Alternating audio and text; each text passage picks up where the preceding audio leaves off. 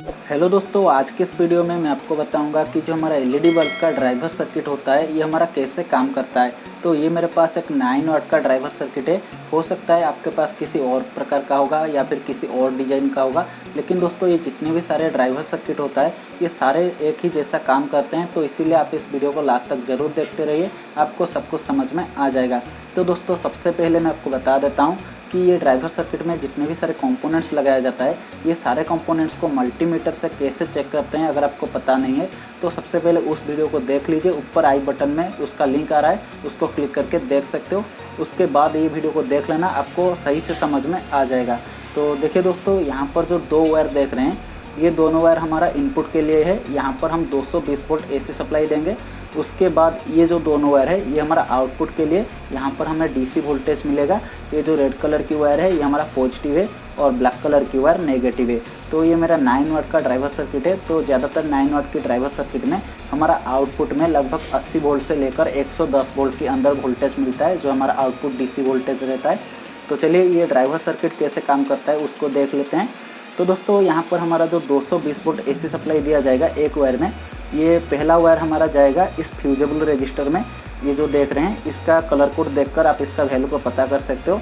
तो ज़्यादातर हमारा जो LED बल्ब का ड्राइवर सर्किट रहता है उसमें ये 47 ओम 1 वाट का लगता है, तो आप उसका भी रजिस्टर लगा सकते हो, उसी वैल्यू का वो भी चल जाएगा। तो दोस्तों ये यहाँ पर लगाने का कारण मैं आपको बता देता हूँ। ये हमारा सर्किट को प्रोटेक्शन देने के लिए यहाँ पर लगाया जाता है, सेफ्टी के लिए। अगर दोस्तों सर्किट में यहाँ पर कुछ भी कंपोनेंट्स ख़राब हो जाता है या फिर वो शॉर्ट हो जाता है तो हमारा सर्किट ब्लास्ट करने का भी चांस रहता है। तो इसीलिए यहाँ पर ये जो फ्यूजेबल रजिस्टर होता है उस समय में ये हमारा फूक जाता है, यानी कि फ्यूज हो जाता है, और यहाँ पर ये जो हमारा लाइन करंट होता है वो यहाँ पर जाने के लिए नहीं देता है। तो हमारा सर्किट बच जाता है और ज़्यादा नुकसान नहीं होता है। तो ये हमारा सेफ्टी के लिए लगाया जाता है। तो दोस्तों ये लाइन का एक वायर हमारा इस फ्यूजेबल रजिस्टर के अंदर गुजर कर यहाँ पर आता है इस ड्रम इंडक्टर कॉइल में। ये जो ब्लैक कलर का कंपोनेंट देख रहे हैं, तो दोस्तों इसका क्या काम होता है मैं आपको बता देता हूँ। तो दोस्तों हमारा जो AC करंट आता है, जो एम्पियर बोलते हो, वो जो करंट होता है उसमें फ्लक्चुएसन होता है। तो वो अगर इस ड्रम इंडक्टर कॉइल में आ जाएगा तो यहाँ पर वो फ्लक्चुएसन स्टेबलाइज हो जाएगा और यहाँ पर एक मैग्नेटिक फील्ड पैदा होता है जिसकी वजह से वो फ्लक्चुएसन को स्टेबल कर देता है। तो इसका काम होता है AC का जो करंट का फ्लक्चुएसन होता है उसको स्टेबल करना।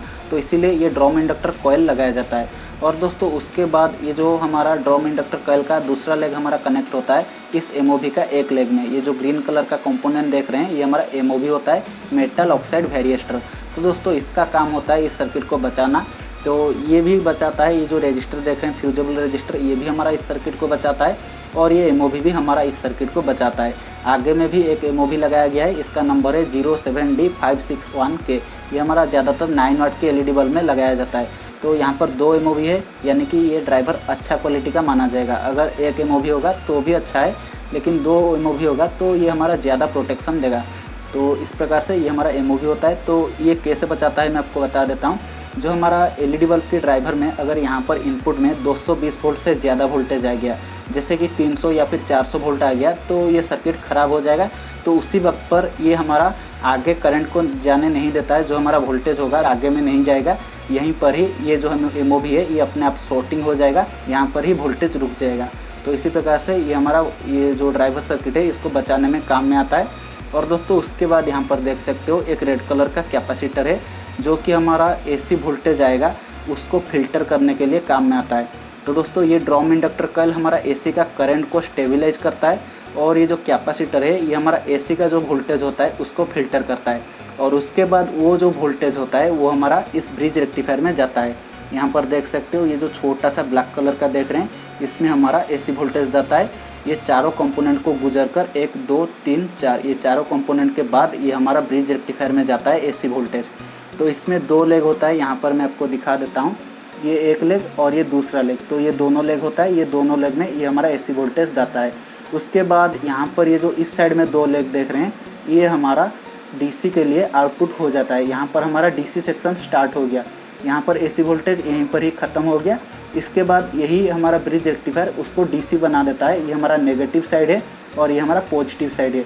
इसको अगर आप पास से देखोगे अच्छे से अपना ड्राइवर में अगर आप देखोगे तो इस साइड में प्लस लिखा हुआ दिखाई देगा, इस साइड में माइनस लिखा हुआ दिखाई देगा। और दोस्तों यहाँ पर जो डीसी वोल्टेज मिलता है वो हमारा लगभग 400 वोल्ट के आसपास रहता है, लेकिन यहाँ पर एम्पियर जो होता है वो बहुत ही कम होता है, लगभग 100 मिली एम्पियर के आसपास यहाँ पर एम्पियर निकलता है। तो वोल्टेज निकलता है 400 वोल्ट और एम्पियर निकलता है 100 मिली एम्पियर। तो उसके बाद देखिए यहाँ पर हमारा और एक कैपेसिटर है जो कि हमारा रेड कलर का है, और ये जो पहला कैपेसिटर था ये हमारा एसी वोल्टेज को फिल्टर करने के लिए लगाया गया था। ये दूसरा कैपेसिटर हमारा डीसी वोल्टेज को फिल्टर करने के लिए यहाँ पर ये ब्रिज रेक्टिफायर की दोनों लेग के साथ लगाया गया है, इस प्रकार से आप लोग देख सकते हो। और उसके बाद देखिए दोस्तों हमारा और एक यहाँ पर एमओवी है, ये हमारा डीसी सेक्शन में लगाया गया है। अगर डीसी सेक्शन में ज़्यादा वोल्टेज आ जाता है तो ये हमारा एमओवी शॉर्ट हो जाएगा और हमारा कंपोनेंट को बचा देगा। ये एमओवी हमारा एसी सेक्शन में लगाया गया था, एसी सेक्शन में अगर ज़्यादा वोल्टेज आता है तो ये शॉर्ट हो जाएगा। अगर डीसी सेक्शन में 400 वोल्ट या 500 वोल्ट से ज़्यादा वोल्टेज आता है तो ये शॉर्ट होकर इस जो सर्किट है इसको बचा लेगा, ये जो आईसी है इसको बचा देगा। और चलिए उसके बाद देखिए यहाँ पर हमारा 1 2 3 कैपेसिटर है जो कि हमारा आउटपुट के लिए है, ये आउटपुट वाला कैपेसिटर है। और ये जो दोनों कैपेसिटर है ये हमारा इस ड्राइवर आईसी को यहाँ पर कैपेसिटी देते हैं, ये दोनों कैपेसिटर ड्राइवर आईसी के लिए है। तो ये ज़्यादातर हमारा लो वोल्टेज और हाई वोल्टेज के लिए लगाया जाता है। अगर दोस्त आपका ड्राइवर में लो वोल्टेज आता है, यहाँ पर आउटपुट में अगर 45 वोल्ट या फिर 30 वोल्ट के आसपास आता है तो ये दोनों कैपेसिटर वीक होने की वजह से यहाँ पर बहुत ही कम वोल्टेज आता है। अगर ये कैपेसिटर ख़राब हो जाता है तो आउटपुट में हमें बहुत ही कम वोल्टेज मिलेगा। तो ये आउटपुट की वोल्टेज को कंट्रोल करने के लिए यहाँ पर लगाया जाता है। ये तीनों कैपेसिटर ये हमारा आउटपुट की वोल्टेज को कंट्रोल करता है। और दोस्तों उसके बाद देखिए यहाँ पर एक ट्रांसफार्मर जैसा दिखाई देगा एक कंपोनेंट, लेकिन ये हमारा असल में ट्रांसफार्मर नहीं होता है। ये हमारा ट्रांसफार्मर जैसा दिखने वाला एक ड्रम इंडक्टर कॉइल होता है। जैसे ये ड्रम इंडक्टर कॉइल है तो ये भी हमारा एक इंडक्टर कॉइल होता है, लेकिन ये ट्रांसफार्मर जैसा दिखाया जाता है, यहाँ पर देख सकते हो। तो इसमें हमारा 2 लेग होता है, यहाँ पर इस साइड में एक लेग, इस साइड में एक लेग, ये दोनों लेग यहाँ पर भी आपको कंटिन्यूटी मिलेगा अगर ये सही होगा। अगर ये ख़राब होगा तो यहाँ पर कंटिन्यूटी नहीं मिलेगा जो मल्टीमीटर में चेक करोगे। तो ये जो ट्रांसफार्मर जैसा यहाँ पर इंडक्टर कॉइल लगाया जाता है, ये भी हमारा जो डीसी सेक्शन में जो हमारा करंट आता है वो अगर फ्लक्चुएट होता है तो उसको स्टेबलाइज करने के लिए ये इंडक्टर कॉइल यहाँ पर लगाया जाता है। आउटपुट में आप लोग देख सकते हो, ये हमारा आउटपुट में है, तो ये हमारा आउटपुट में है और ये हमारा इनपुट में है। ये हमारा एसी वोल्टेज के लिए है और ये हमारा डीसी वोल्टेज के लिए है। और यहाँ पर देखिए कुछ यहाँ पर रजिस्टर है और एक डायोड है और एक ड्राइवर आईसी है। तो सबसे पहले बात करते हैं ड्राइवर आईसी का। तो यहाँ पर देखिए बहुत ही छोटा सा है, इसका नंबर आप लोग देख सकते हो। तो देखिए मैं यहाँ पर दिखा देता हूँ, तो यहाँ पर नज़र नहीं आ रहा होगा, मैं यहाँ पर लिख दूँगा, आप देख सकते हो यहाँ पर लिखा हुआ आ रहा है। तो इस नंबर को अगर आप सर्च करोगे गूगल में तो इसका डेटा सेट मिल जाएगा, आप इसका जो काम करने का तरीका है वो समझ सकते हो। और दोस्तों यहाँ पर एक डायोड होता है जो कि हमारा आउटपुट में लगाया जाता है। और यहाँ पर 1 2 3 4 रजिस्टर है, एसएमडी रजिस्टर, ये जो छोटे छोटे देख रहे हैं यहाँ पर 244 इसका नंबर है, इसका नंबर है 103। और यहाँ पर इस प्रकार से ये रजिस्टर होता है।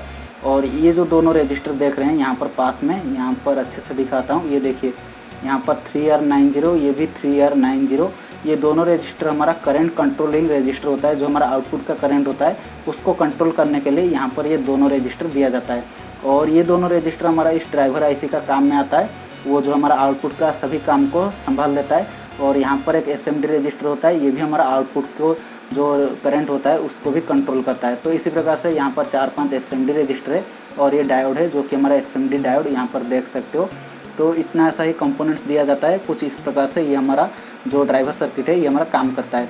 तो चलिए मैं अभी और अच्छे से बता देता हूँ। तो यहाँ पर हमारा हो गया ये एसी सेक्शन, ये जो देख रहे हैं यहाँ से लेकर इस कैपेसिटर, ये पहला कैपेसिटर से लेकर यहाँ तक ये हमारा एसी सेक्शन, और ये दूसरा कैपेसिटर से लेकर यहाँ तक ये हमारा डीसी सेक्शन। तो ऐसे ही हमारा ड्राइवर सर्किट काम करता है। तो यहाँ से लेकर यहाँ तक ये जो डीसी सेक्शन होता है यहाँ पर एक ड्राइवर आईसी लगाया जाता है। तो ये हमारा स्विचिंग पावर सप्लाई हो जाता है, स्विच मोड पावर सप्लाई, जैसे कि हमारा मोबाइल चार्जर काम करता है वैसे ही ये हमारा काम करता है।